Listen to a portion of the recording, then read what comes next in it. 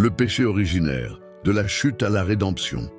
Si l'homme a été créé pour la plénitude et l'immanence, que reste-t-il aujourd'hui en nous de cette mémoire du Jardin d'Éden dans notre quête de bonheur? Le péché originaire doit-il être compris seulement comme une faute morale ou comme une mutation ontologique de la condition humaine, passage de la vie éternelle à l'existence matérielle et temporelle? Le serpent a-t-il réellement menti en disant « Vos yeux s'ouvriront » ou a-t-il simplement forcé l'entrée de l'homme dans le champ de la matière, de la liberté de conscience et de la responsabilité tragique? De quelle mort Dieu parlait-il vraiment? S'agissait-il de l'arrêt du cœur, mort biologique, ou de la fin de la connexion immédiate avec la source, mort spirituelle? Pourquoi Dieu a-t-il déclaré qu'il fallait empêcher l'homme de toucher à l'arbre de vie après la chute? Était-ce pour éviter que l'homme ne reste éternellement emprisonné dans un corps de souffrance et de matière? La chute est-elle le prix nécessaire à payer pour acquérir une liberté réelle? Peut-on être vraiment libre sans la connaissance de la dualité bien et mal? Si la culture est la béquille de l'être, comment pouvons-nous aujourd'hui utiliser cette béquille, non pas pour nous cacher derrière des apparences, mais pour retrouver le chemin de notre essence véritable? La naissance de la conscience à travers la honte et le regard d'autrui est-elle une perte d'unité intérieure ou le prix nécessaire de la liberté? En entrant dans le monde social de la représentation et de la comparaison, l'homme gagne-t-il une dignité nouvelle ou s'éloigne-t-il de son état d'immanence originelle, de la plénitude à la matière? L'éveil par le manque. Si la nudité est l'évidence de l'être, la culture en est la béquille. Avant d'être un constructeur de civilisation, l'homme est un être défini par son manque, le besoin, le désir, l'apparence, la comparaison et la concurrence. Nous sommes devenus les architectes de notre propre insatisfaction. Une question s'impose. Irions-nous vers l'autre si rien ne nous manquait? Éprouverait-on le désir si nous possédions encore tout ce que nous sommes? Cette insatisfaction face à notre propre évidence est la racine de notre curiosité et le socle de notre réalité matérielle. Un seuil entre deux mondes. Il est vrai que les choses cachées appartiennent à Dieu et les révélées aux hommes. Mais rien ne nous empêche de spéculer sur ce qu'aurait été l'humanité si la curiosité pour l'arbre de la connaissance n'avait pas figuré au centre du Jardin d'Éden. On parle souvent du péché originel, cet héritage de culpabilité. Mais je vais vous parler du péché originaire, l'impact de cette décision sur notre monde actuel, le commencement du règne de la matière et du temps. La chute dans l'existence. Avant le fruit, Adam et Ève n'étaient pas des individus au sens moderne. Ils étaient plongés dans l'immanence, une vie sans travail, sans lendemain et sans mort. En goûtant au fruit, l'homme quitte la vie pour l'existence. La vie est le courant éternel qui traverse tout. L'existence est le naufrage dans la matière et le temps où tout est périssable. La matière, le temps et le Big Bang, les lois de la prison sensible. Pourquoi l'Éternel a-t-il prévenu Adam et Ève qu'ils mourraient s'ils goûtaient au fruit?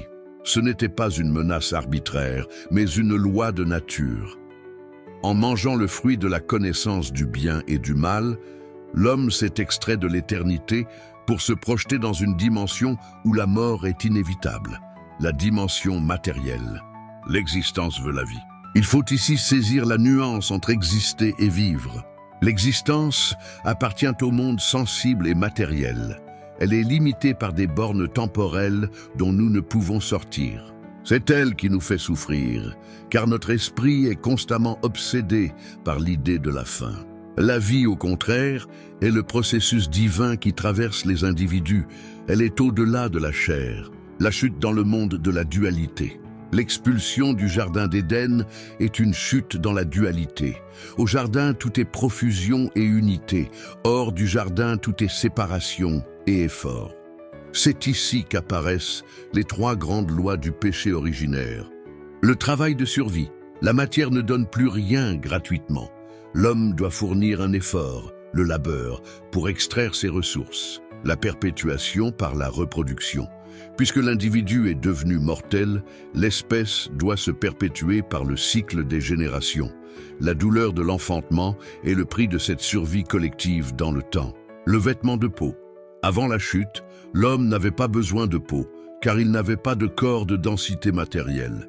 Les tuniques de peau que Dieu leur donne sont l'armure nécessaire pour survivre dans ce monde dense et périssable. Le temps, le premier ennemi. On dit que le temps est né au moment du Big Bang, à l'instant même où la matière a jailli dans l'univers. Avant cela, il n'y avait que l'éternité, l'état de Dieu, l'être au-delà du devenir. Dès que la matière existe, le temps s'écoule. Et puisque tout ce qui commence dans le temps doit finir, le temps devient le tueur d'Adam et Ève. La mort n'est pas une punition divine instantanée, c'est la finitude intrinsèque de la matière. Pourquoi travaillons-nous jusqu'à l'épuisement? Pourquoi sommes-nous obsédés par l'image, la comparaison, la reconnaissance? Pourquoi la mort hante-t-elle nos pensées même lorsque la vie semble prospérer? Pourquoi avons-nous toujours le sentiment qu'il nous manque quelque chose? Et si ces tensions n'étaient pas seulement modernes? Et si elles plongeaient leurs racines dans un récit très ancien, celui d'un jardin, d'un arbre et d'une humanité qui a choisi de savoir? Depuis des siècles, on parle de péché originel.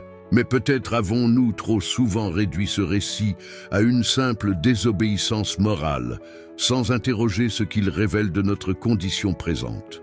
Car ce qui se joue dans le jardin d'Éden n'est pas seulement une transgression, c'est une transformation de l'existence humaine. L'entrée dans le travail contraint, dans la douleur, dans le temps qui use, dans la conscience de soi, dans le regard d'autrui, dans la peur de la fin. C'est cette mutation que nous appellerons ici le péché originaire, non seulement un héritage spirituel, mais l'irruption de l'humanité dans la matérialité, le devenir et la condition tragique de l'existence.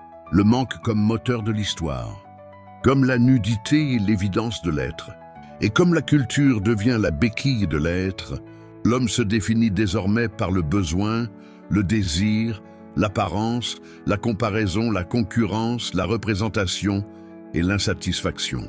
Nous ne désirons que ce qui nous échappe. Cette fissure intérieure devient la source de la curiosité, du progrès, de la technique, de la vie sociale elle-même. La chute n'est donc pas un simple événement ancien. Elle demeure une structure permanente de l'expérience humaine. Temps, travail et survie. Le texte biblique affirme: c'est à la sueur de ton visage que tu mangeras ton pain.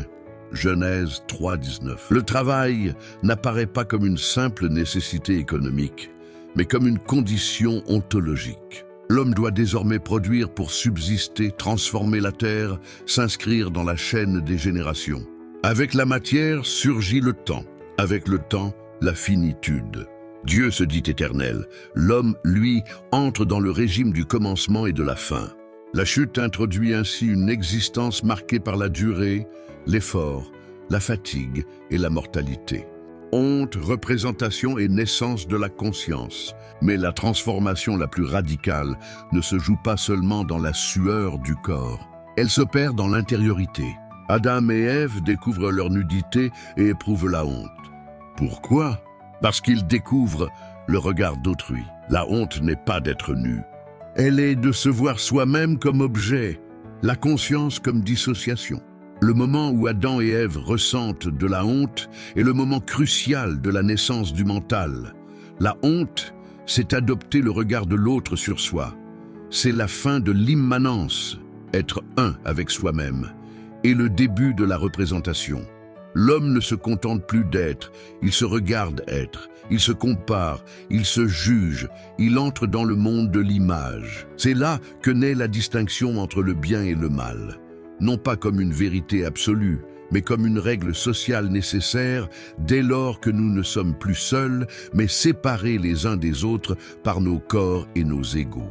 La conscience devient distance intérieure, dissociation, possibilité de jugement. Connaître, c'est se séparer de l'immédiateté, c'est produire une image de soi, c'est devenir capable de culpabilité, de l'immanence naturelle à la société. Dans l'état premier, l'homme n'est ni bon ni mauvais. Il vit dans l'évidence spontanée des lois naturelles. Mais avec la vie sociale apparaissent normes, attentes, comparaisons. L'évidence se fissure. On n'est plus seulement ce que l'on est, on devient ce que l'on doit être. Apparence, concurrence, reconnaissance, représentation. La société prolonge la chute en organisant le regard. La séduction du serpent, la promesse de la dualité. Le serpent n'offre pas seulement un fruit, il offre une nouvelle architecture mentale, la distanciation. Mais Dieu sait que le jour où vous en mangerez, vos yeux s'ouvriront et que vous serez comme des dieux, connaissant le bien et le mal. Genèse 3, 5. C'est ici que naît la conscience. En promettant que leurs yeux s'ouvriront, le serpent propose la sortie de l'immanence. Devenir comme des dieux signifie ici devenir des observateurs du monde et non plus des participants passifs à la création. L'effet immédiat n'est pas la mort physique, mais la naissance du regard extérieur. Les yeux de l'un et de l'autre s'ouvrirent, ils connurent qu'ils étaient nus, et ayant cousu des feuilles de figuier, ils se firent des ceintures. Genèse 3, 7. C'est la preuve de votre concept de représentation. La nudité devient une information, une image que l'on doit gérer. La culture, les feuilles de figuier, devient la béquille nécessaire pour cacher l'évidence de l'être. La réaction de Dieu, le passage à la matière dense. Dieu ne punit pas par colère. Il énonce les lois physiques de la dimension où l'homme vient d'entrer, la loi de la souffrance et du temps. Pour la femme, la sanction touche à la perpétuation de l'espèce dans le temps. Il dit à la femme, « J'augmenterai la souffrance de tes grossesses, tu enfanteras avec douleur. » Genèse 3, 16. La loi du travail et du labeur. Pour l'homme, la sanction est l'obligation d'extraire l'énergie de la matière. C'est à la sueur de ton visage que tu mangeras du pain, jusqu'à ce que tu retournes dans la terre d'où tu as été pris, car tu es poussière et tu retourneras dans la poussière. Genèse 3, 19. L'homme est désormais lié à la poussière, la matière, et à la finitude, le retour à la poussière. L'ordonnance et l'expulsion, la tunique de peau. L'acte final de Dieu avant, l'expulsion est hautement symbolique de la densification de l'être. L'Éternel Dieu fit à Adam et à sa femme des habits de peau et il les en revêtit. Genèse 21, 21. Passer de la lumière à la peau symbolise l'incarnation dans un corps physique opaque et périssable. Puis vient l'expulsion pour protéger l'arbre de vie. Voici l'homme est devenu comme l'un de nous, pour la connaissance du bien et du mal. Empêchons-le maintenant d'avancer sa main, de prendre de l'arbre de vie, d'en manger et de vivre éternellement. Genèse 3, 22. Dieu sépare l'homme de l'éternité pour le laisser faire l'expérience de la liberté dans la finitude. Liberté et possibilité du mal. Avec la conscience surgit la liberté. Non plus simple obéissance instinctive, mais capacité de choisir. Et là où il y a choix, il y a risque. La possibilité du mal s'ouvre dans cet intervalle entre l'être et la décision. C'est dans cet espace que parle le serpent. Dieu a-t-il vraiment dit? La question fragilise l'évidence. La promesse d'autonomie séduit. L'homme choisit. La réponse divine commence par une interrogation « Où es-tu ?» Non pour localiser, mais pour révéler l'état intérieur. Puis viennent les conséquences et l'expulsion du jardin, non comme simple déplacement géographique, mais comme entrée définitive dans l'histoire humaine. La rédemption, une traversée de la chute. Pourtant, la Bible ne s'arrête pas à la fracture. Dès la Genèse se profile une promesse. Elle t'écrasera la tête. Genèse 3,15. Paul interprète la trajectoire humaine ainsi. Par un seul homme, le péché est entré dans le monde. Romains 5, 12. Mais à plus forte raison, la grâce. Romains 5, 17. Adam ouvre l'histoire blessée. Le Christ en révèle l'orientation. La rédemption ne supprime ni la matière, ni le temps. Elle leur donne sens. Quand les temps furent accomplis, Dieu envoya son Fils. Galates 4, 4. Acheter le temps. Éphésiens 5, 16. Là où la honte dominait, surgit la justification. Il n'y a maintenant aucune condamnation. Romains 8, 1. Si quelqu'un est en Christ, il est une nouvelle création. 2 Corinthiens 5, 17. La liberté blessée est restaurée. La vérité vous rendra libre. Jean 8, 32. Et même la création est promise à la transformation. L'angèle que sera libéré de la servitude de la corruption. Romains 8, 21. Entre poussière et promesse. Le récit d'Adam et Ève n'est pas seulement l'histoire d'un commencement. Il est une méditation sur notre présent. Nous sommes ces êtres entrés dans le temps, condamnés au travail, habités par la conscience, exposés au regard d'autrui, déployés dans la liberté et ses risques. La conscience, le miroir brisé. La conscience, dans le cadre du péché originaire, n'est pas un cadeau, mais une distanciation. En goûtant aux fruits, l'homme a ouvert l'œil du moi. Auparavant, l'homme coïncidait avec lui-même. Avec la conscience, il se sépare. Il devient à la fois le sujet qui regarde et l'objet qui est regardé. Cette dualité crée la culpabilité et la honte. La conscience est le moment où l'on commence à s'appréhender du point de vue d'autrui. C'est un acte de reconnaissance, certes, mais c'est surtout un acte de division intérieure. L'immanence est l'état de ce qui demeure à l'intérieur. Dans le jardin, l'homme était dans l'immanence pure. Il était en Dieu, dans la nature, sans filtre. Il n'y avait pas de dehors. Le péché originaire est la sortie de l'immanence. En entrant dans le monde de la matière, l'homme devient transcendant à la nature. Il s'en extrait, il veut la dominer et la comprendre. Mais ce faisant, il perd la paix de l'unité. Il devient un étranger dans le monde, obligé d'utiliser la culture et le langage pour recréer un lien qu'il possédait naturellement autrefois. La liberté, le cadeau tragique. C'est ici que réside le paradoxe du péché originaire. En quittant l'obéissance spontanée aux lois divines et naturelles, l'homme accède à une forme de liberté. À l'état de nature, immanence, l'homme est libre comme l'animal, c'est-à-dire qu'il suit sa nature sans conflit. À l'état de conscience, matière, l'homme acquiert le libre arbitre. Il peut choisir, il peut errer, il peut créer. C'est une liberté tragique car elle naît de la séparation. Nous sommes libres de nous définir, mais nous sommes condamnés à le faire dans la douleur et l'incertitude. La liberté et la responsabilité de porter seul le poids de ses choix, loin de la protection absolue du jardin. Le péché originaire n'est donc pas une simple désobéissance, c'est la mutation de l'être. Nous sommes passés d'un état de pure lumière et d'unité à un état de conscience fragmenté, enfermé dans une tunique de peau et soumis aux lois implacables du temps et du travail. Le péché originaire désigne cette condition même, celle d'un être séparé de l'immédiateté, obligé de se penser, de produire, de mourir. Mais la Bible n'enferme pas l'humanité dans cette fracture. À la chute répond la promesse, à la sueur, la grâce, à la peur, l'espérance. La rédemption n'abolit pas la condition humaine, elle la transfigure. Ainsi se tient l'homme entre la poussière et la promesse, entre le travail et la grâce, entre le temps et l'éternité. Créature du monde, appelée à plus que le monde.